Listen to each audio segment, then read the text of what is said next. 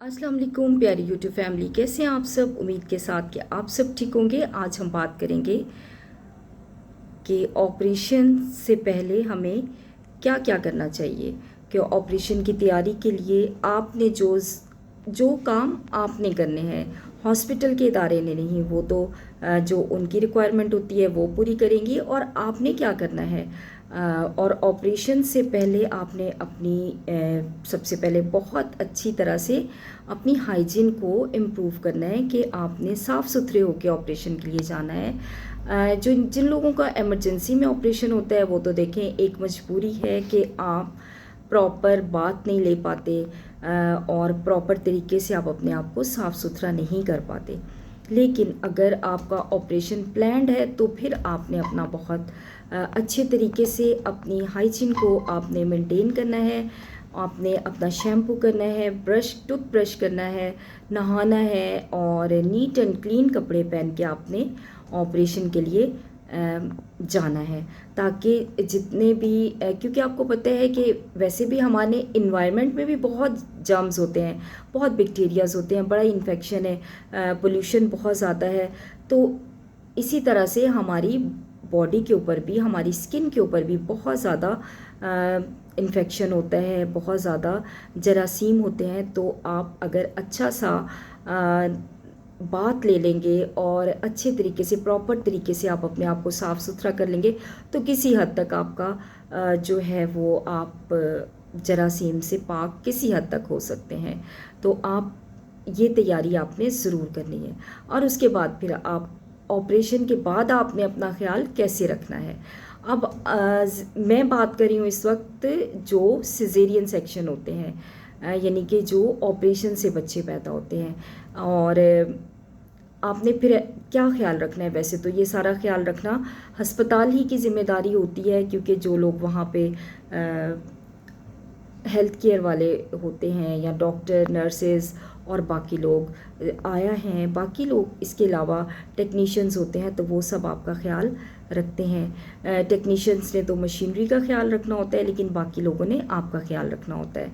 तो लेकिन अगर बदकिस्मती से आप किसी ऐसे अस्पताल में हैं कि जहाँ पर हेल्थ केयर का कोई बहुत अच्छा सिस्टम नहीं है, छोटे शहरों में और ख़ासकर देहातों में जो है वो बहुत अच्छी हेल्थ केयर नहीं होती है, तो आपने फिर थोड़ा बहुत आपको भी अवेयरनेस होनी चाहिए कि ऑपरेशन के बाद आपने अपना ख्याल क्या रखना है। सबसे पहले तो ऑपरेशन के बाद देखें कि वाइटल साइंस होते हैं, बीपी, पल्स, टेम्परेचर वगैरह, रेस्पिरेशन, ये सारी चीज़ें तो देखें ड्यूटी वाले ही चेक करते हैं, नर्सिंग केयर में आ जाते हैं।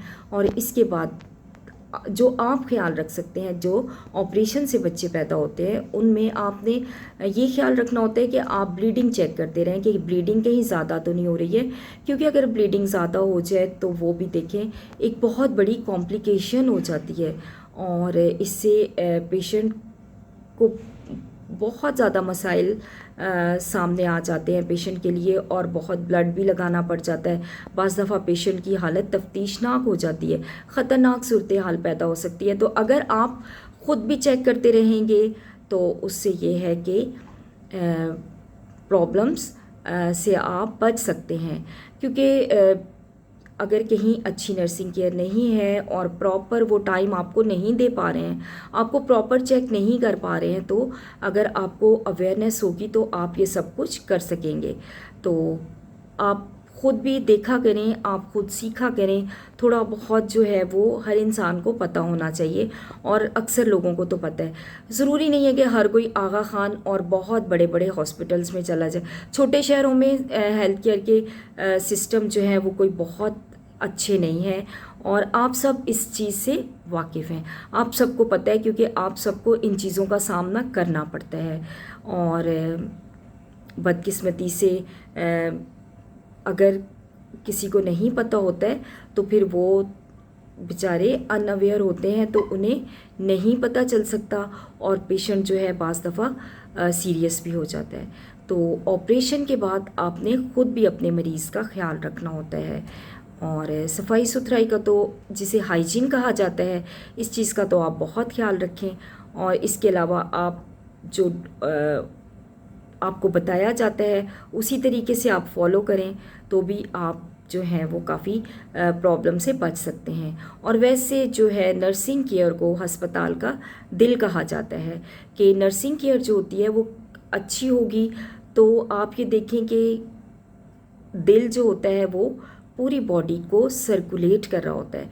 इसी तरह से जो नर्स होती है वो अस्पताल का दिल होती है। तो फिर अगर नर्सिंग केयर प्रॉपर होगी तो सोचें कि हॉस्पिटल का स्टैंडर्ड क्या होगा। तो हेल्थ केयर इंटरनेशनल लेवल पे आप नर्सेस का जो है वो देखें कि वो कितना ज़बरदस्त उनका सिस्टम है। लेकिन खुद अल्लाह का शुक्र है कि हमारे मुल्क में भी बहुत ज़बरदस्त सिस्टम है, लेकिन कुछ छोटे शहर ऐसे हैं कि जहाँ प्रॉपर मैनेजमेंट नहीं होती है और शायद वो कुछ प्रॉब्लम्स ऐसे होते हैं। और लेकिन ऐसा नहीं होता कि आपके बिल में कमी हो कि जी आपको प्रॉपर केयर नहीं दी जा रही है तो आपको जो बिल है वो कम बनेगा। बिल बड़े हॉस्पिटल्स की तरह ही आपका बनता है। तो इससे बेहतर है कि फिर आप कोशिश किया करें कि अच्छे सेटअप में जाके अपना इलाज कराया करें। जब आपने पैसे ही देने हैं, जब आपने बिल भी इतना भरना है, तो फिर कम से कम आपका इलाज तो अच्छा हो। तो दुआ किया करें कि आपके साथ हेल्थ इश्यूज़ अगर होते हैं तो आपको बहुत अच्छी नर्सिंग केयर मिल जाए, क्योंकि नर्सिंग केयर ही से पेशेंट जो है वो रिकवर होता है। मेडिसिन्स का तो जो रोल है वो एक अलग रोल है, लेकिन आपकी मेंटली सेटिस्फेक्शन और आपकी हाइजीन, आपको सारा लुक आफ्टर करना, ये नर्सिस का काम होता है। तो खुदा करे कि अगर कोई बीमार हो तो उसे अच्छी नर्सिंग केयर ज़रूर मिल जाया करे। देखिए डॉक्टर ने अपने मेडिसिन, अपनी जो भी वो प्रिस्क्राइब करते हैं वो अपना नुस्खा लिख के चले जाएंगे, लेकिन उसका आगे इम्प्लीमेंट करने वाले लोग जो हैं वो अगर आपको बहुत अच्छे मिल जाएं तो ये आपकी समझे कि खुशकिस्मती है। तो अपनी खुशकिस्मती के लिए अस्पताल जाने से पहले दुआ किया करें ताकि आपको बहुत अच्छी नर्सिंग केयर मिले। तो अपना बहुत सा ख्याल रखा करें ताकि आप जो हैं बीमार ना पड़ा करें और आपको अस्पताल कम से कम जाना पड़ा करे। अपना बहुत सा ख्याल रखिएगा, दुआओं में याद रखिएगा और मेरे चैनल को सब्सक्राइब कीजिएगा, लाइक कीजिएगा और शेयर कीजिएगा। बहुत शुक्रिया। अल्लाह हाफ़िज़।